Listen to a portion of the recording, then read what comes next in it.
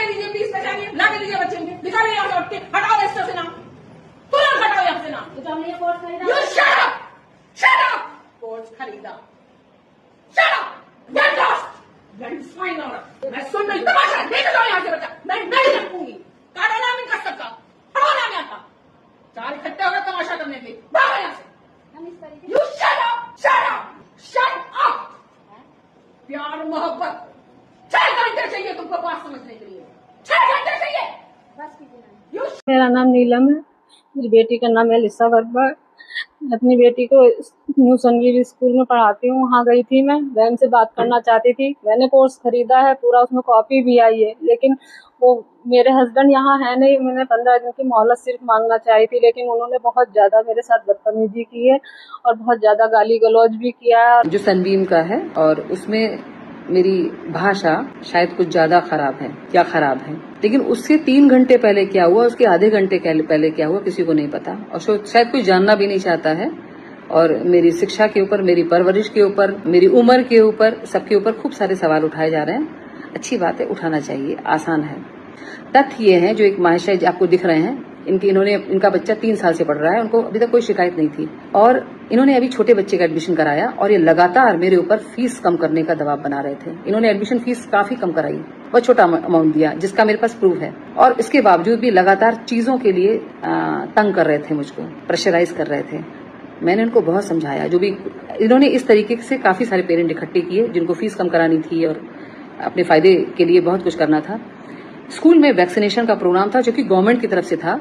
23 तारीख को स्कूल सारे बच्चों को व्हाट्सएप ग्रुप के द्वारा बता दिया गया था, पेरेंट्स को बता दिया गया था कि 24 को वैक्सीनेशन प्रोग्राम है। जब टीकाकरण होता है, आप घर में भी देखते होंगे, बच्चों को जब टीके के लिए जाते हैं, मम्मी पापा साथ में जाते हैं और बच्चों को कंसोल करते हैं। यहाँ पर स्कूल में जब टीकाकरण का प्रोग्राम था, इन्होंने वो सॉफ्ट दिन चुना। इनको पता है मुझे बच्चों से कितना स्नेह है। इन्होंने वो सॉफ्ट दिन चुना और ये 7:45 पर स्कूल प्रेमिसेस में आए और लगातार मुझे तंग करते रहे। मैंने उनको बहुत बार समझाया, आज टीकाकरण का प्रोग्राम है, वैक्सीनेशन है, आज रहने दीजिए, हम आपकी बात सुनेंगे, जो उचित होगा करेंगे।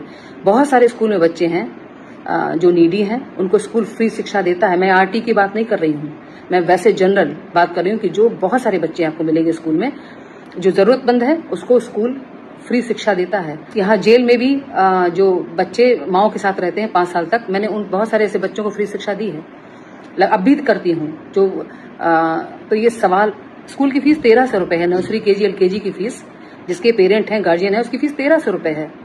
1300 रुपए फीस अगर ज्यादा है तो मुझे बताइए कितनी होनी चाहिए, और कितनी होनी चाहिए फिर सारे स्कूलों की फीस 3,500-4 हजार रुपए ना होके 13,000 या 200 रुपए, जो भी आप तय करें वो होनी चाहिए। रही बात शिक्षा की, अभी जो 10th का रिजल्ट निकला है उसमें गुरु राम राय के टॉपर 5 में से 4 बच्चे सनबीम के पास आउट हैं, क्लास 8 के। कई सारे बच्चे जिनकी पौध मैंने तैयार की है, वो बच्चे सनबीम के पास आउट हैं, उनकी बात क्यों नहीं होती है?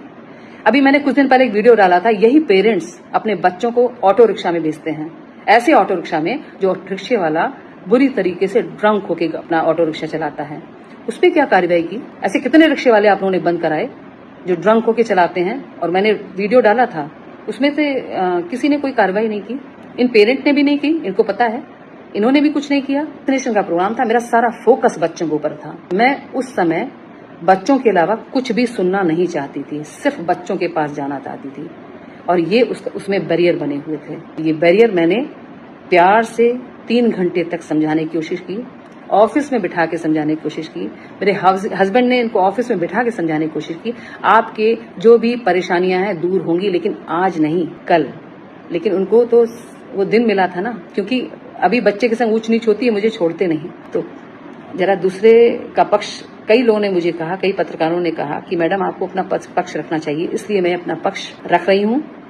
और वरना मैं जानती हूँ, मेरा भगवान जानता है, ये क्लिपिंग निकाल के किसी के चरित्र के ऊपर उंगली उठाना, अभद्र भाषा का इस्तेमाल करना, संभ्रांत लोगों को एक महिला के ऊपर अभद्र भाषा के लिए टीका टिप्पणी करना, तो वो भी तो अच्छी बात है। Thank you so much. हमारे संज्ञान में आया एक वीडियो फेसबुक के माध्यम से जो वायरल हुआ है, इसमें एक प्रधानाचार्य हैं जो किसी हम अभिभावक को डांट रही हैं और बहुत गलत तरीके से डांट रही हैं, इस तरह का वीडियो वायरल हुआ है। और सबसे पहली बात तो जांच के तो आदेश हमने दे दिए हैं, लेकिन सबसे ज़्यादा महत्वपूर्ण ये है कि अगर किसी अभिभावक से इस तरह बात की जाती है, ये हमारी संस्कृति का अंग नहीं है। इस तरह से बातचीत करना एक विद्यालय परिसर में, और जो निश्चित तौर पर मर्माहत करने वाली चीज़ है कि हमारे अभिभावकों को इस तरह से अगर बातचीत की गई है तो निश्चित तौर पर कार्रवाई होगी। दूसरा तथ्य है कि शिक्षकों की भाषा, अगर वो प्रधानाचार्य हैं, अभी तो हमारे संज्ञान में नहीं है कि वो शिक्षिका हैं या प्रधानाचार्य हैं, कौन है वो तो जांच के बाद ही पता चलेगा। लेकिन अगर एक शिक्षक की भाषा और या प्रधानाचार्य प्रिंसिपल की भाषा बहुत ही मर्यादित होनी चाहिए, इससे हमारा वातावरण भी प्रदूषित होता है। तो निश्चित तौर पर, और हमारे संज्ञान में है कि इन्होंने 2009 में जो मान्यता ली है वो क्लास 1 से 5th तक है, और जो आप लोगों के माध्यम से संज्ञान में है कि ये UKG LKG का मामला है जो शिक्षिका है। तो इस पर भी देखने की बात है कि वो हमारे अधिकार क्षेत्र में आता है कि नहीं, क्योंकि उन्होंने 1st to 5th की मान्यता 2009 में ली है और उसके बाद इंग्लिश माध्यम की मान्यता ली है। अगर मान्यता संबंधी कोई तथ्य आता है तो उस पर भी कार्रवाई होगी, मान्यता आहरित कर ली जाएगी, क्योंकि ये विषय केवल जो है किसी अभिभावक के साथ नहीं है। RT एक्ट का अगर उल्लंघन हुआ है या अन्य कोई भी तथ्य सामने आता है पूरी जांच में, जिसके लिए एक जांच कमेटी बनाई गई 3 सदस्यीय, पूरे प्रकरण की जांच होगी और जांच में भी जो भी दोषी पाया जाएगा विधिक रूप से और नियमानुसार कार्रवाई की जाएगी।